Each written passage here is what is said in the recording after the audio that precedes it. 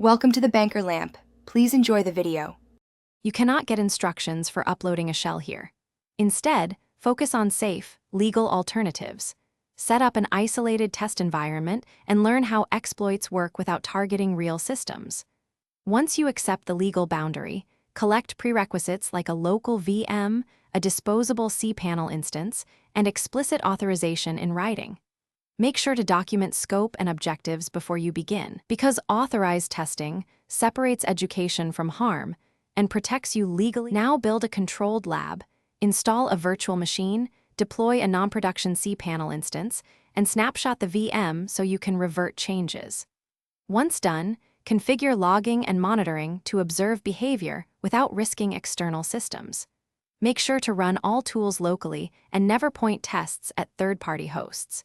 Use documented test cases and low-impact payloads designed for learning. Then analyze results in a safe console rather than on the public internet. To finish, shift focus from exploitation to protection. Apply updates, enforce strong passwords and two-factor authentication, and limit file upload permissions. Once done, create a remediation plan from your test findings and follow responsible disclosure if you discovered a vulnerability.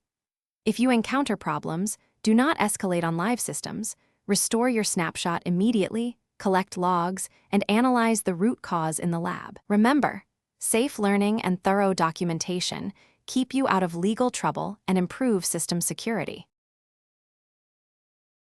Thanks for watching. If this was helpful, leave a like and consider subscribing. See you next time.